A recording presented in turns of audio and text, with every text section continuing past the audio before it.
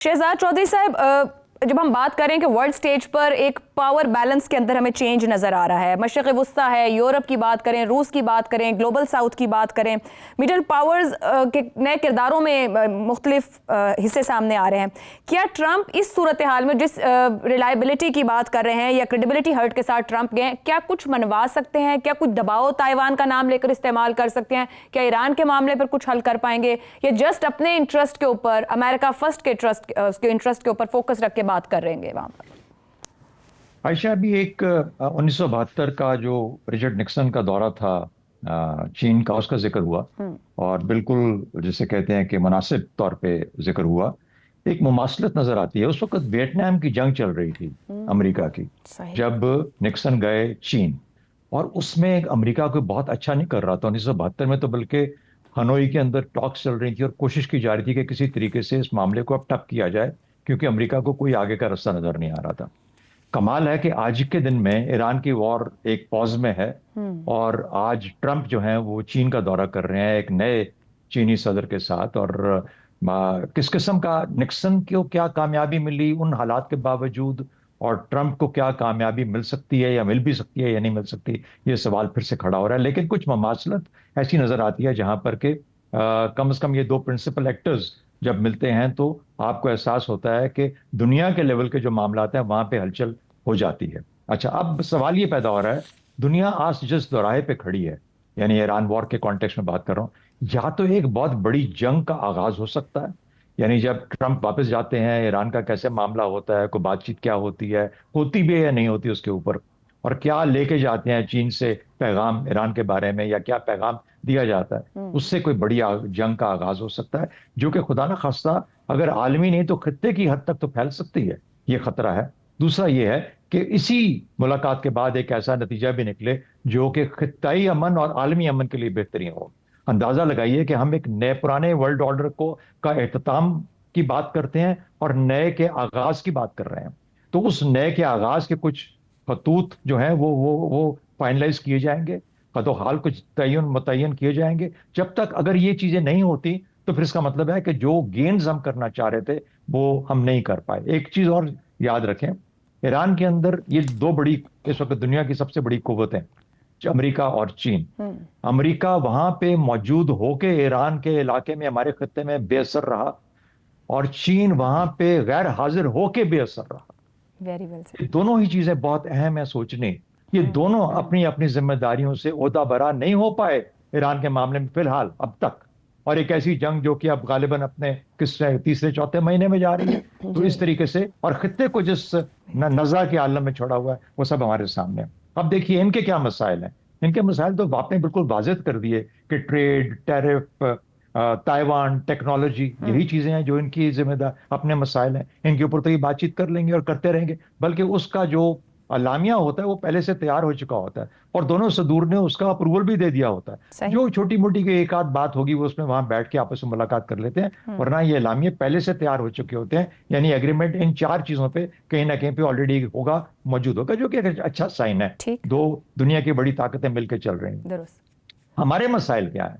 हमारे मसाइल ये है कि एक वर्ल्ड ऑर्डर जो था वो अब जंगल का कानून बनता जा रहा है। वहां पे कोई नया वर्ल्ड ऑर्डर तो रिप्लेस करने के लिए नहीं है, और इन दो मुल्कों के अलावा कोई भी इस काबिल नहीं है कि बैठ के उसके हदोखाल का तयन कर सके।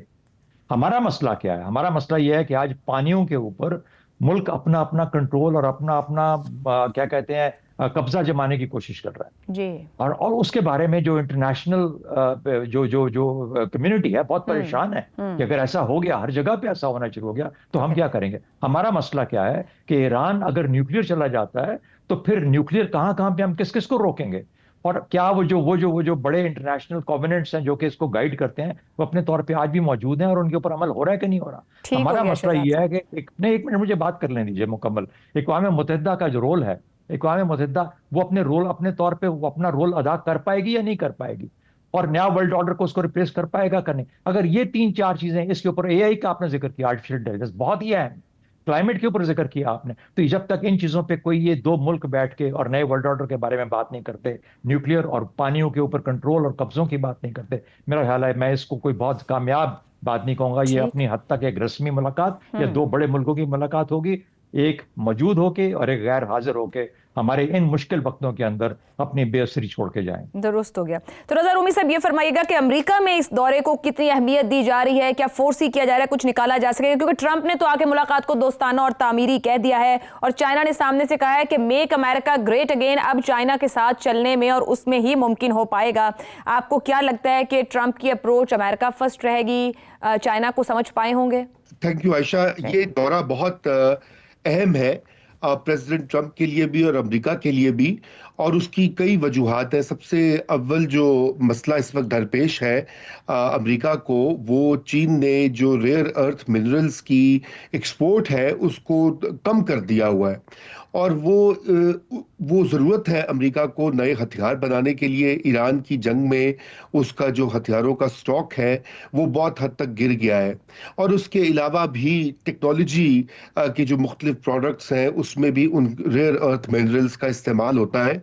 और ये इस वक्त चीन और अमेरिका की जो सही हकीकी कंपटीशन है वो टेक्नोलॉजी के सेक्टर में है, चाहे वो आर्टिफिशियल इंटेलिजेंस हो या दीगर टेक्नोलॉजिकल इनोवेशंस जैसे कहा जाता है, वो वाली फील्ड हो।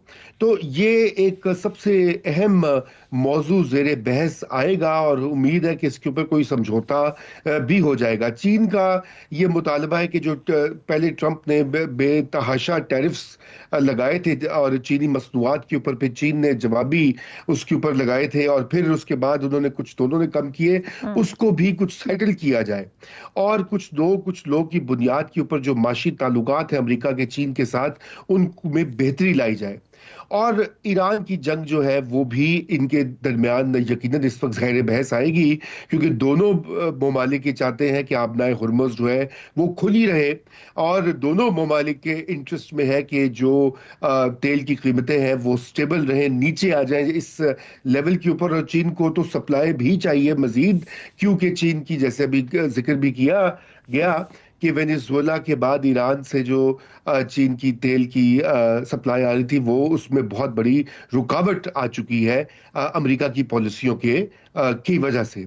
लेकिन मसला यहाँ पर यह है कि सदर ट्रंप जो जा रहे हैं वो एक मजबूत पोजीशन में नहीं जा रहे चीन से मिलने के लिए, और उसकी दो वजूहात हैं। एक सबसे बड़ी वजह तो ये है कि वो इस वक्त इस ऐसी जंग में है जिसमें अमेरिका की जीत तो छोड़िए, अमेरिका की एक फेस सेविंग भी उसको बड़ी मुश्किल से दस्तयाब होगी, क्योंकि ये जंग अमलन ईरान का पलड़ा फिता हाल भारी है और इस जंग में अमेरिका को कुछ हासिल नहीं। वो खुद अमेरिकी तबसरा निगार और अमेरिकी पॉलिसी साज हल्के जो हैं वो इस चीज़ का इजहार कर रहे हैं। और दूसरा प्रॉब्लम सदर ट्रंप की गैर मकबूलियत जो है उसमें ये जंग का भी एक बहुत बड़ा हिस्सा है और महंगाई का भी हिस्सा है, क्योंकि इस वक्त अमेरिका में वो सब बाकी हदूर के मुकाबले में सबसे गैर मकबूल सदर है, और उनकी पार्टी जो है वो उसने इलेक्शन में भी जाना है, इलेक्शन का साल है, जबकि चीन के यहाँ ऐसे कोई अब मसाइल नहीं है। चीन में हमेशा उनकी लॉन्ग टर्म स्ट्रेटजी होती है, और सदर शी अभी कोई फैसले भी करेंगे तो वो चीन की तवील मयाद प्लानिंग को मद्देनजर रख के वो करेंगे। इसलिए पलड़ा चीन का ही भारी होगा इन मुज़ाकरात में भी। और ताइवान के बारे में तो चीन ने ऑलरेडी कह दिया है कि भाई वो एक नो गो एरिया है। लो एक्सपेक्टेशंस हैं, जो चीन की ख्वाहिश होगी बस बात वहीं तक ही जाएगी, ट्रंप कुछ बड़ा हासिल नहीं कर पाएंगे।